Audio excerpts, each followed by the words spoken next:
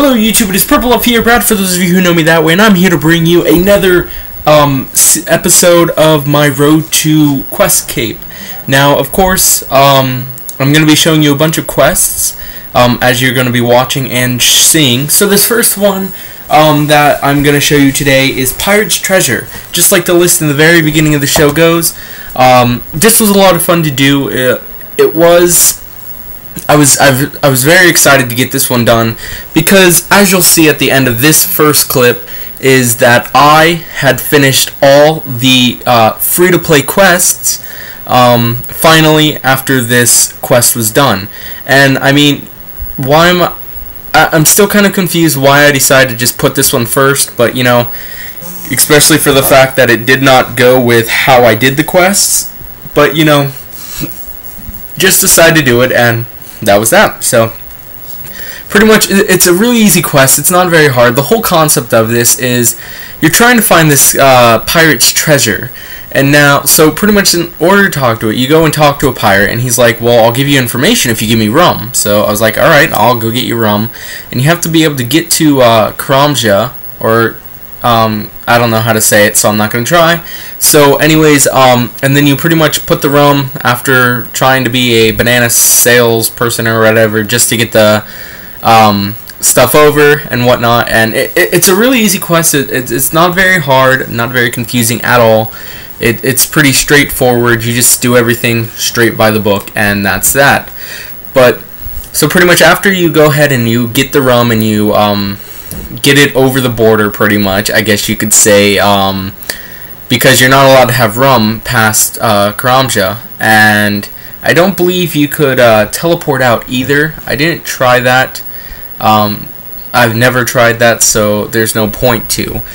But so anyways, and then after he gives you the key, you have to go find the old pirates, his old shipmate or something like that, or master, I don't remember what he was, and then he'll give you the whereabouts of that location, and then once you do it, you're pretty much about done. So as you see, I'm just teleporting now to Falador to wrap up the finish of my final free-to-play quest. If you haven't seen already, go to my channel, or I'll put a link in the description below. If I forgot, I apologize, of my latest update, because of finishing all the quests.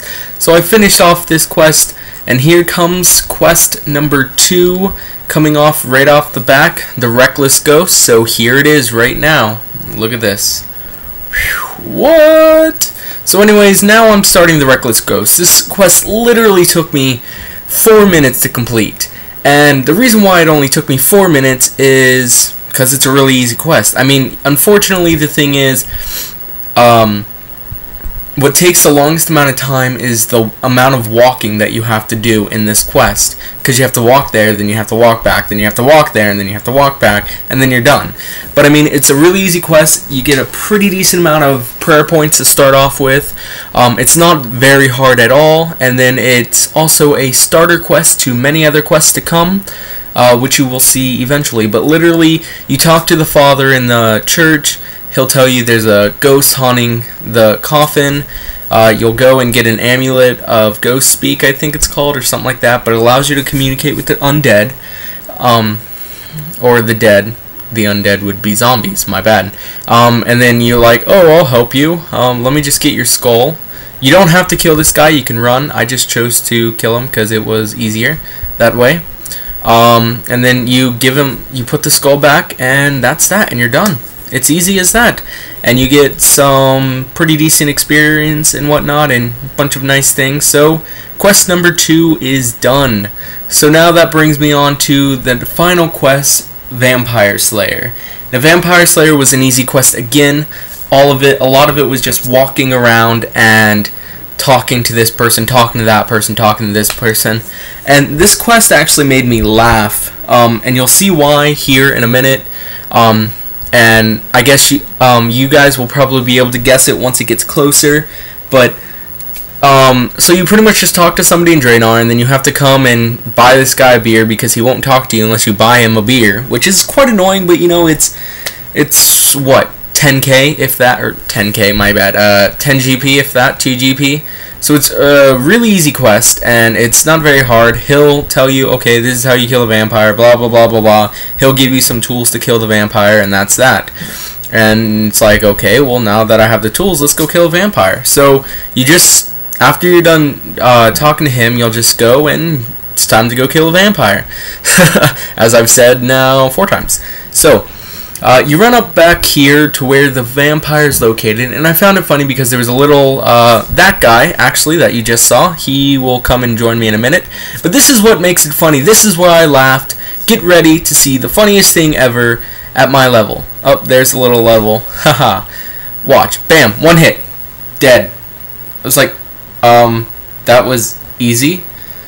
I just started laughing because I was like, I just killed a vampire in 1 hit and nothing happened, and that was the end of the quest. So I was like, alright, awesome. Best way to end that quest. And then I had like 2 more quests to go after that, so I was really excited and happy about that. So there we go, that was the end of the quest.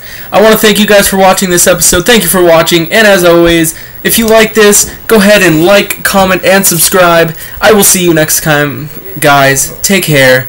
Later, YouTube. Have a fantastic night. Later, guys.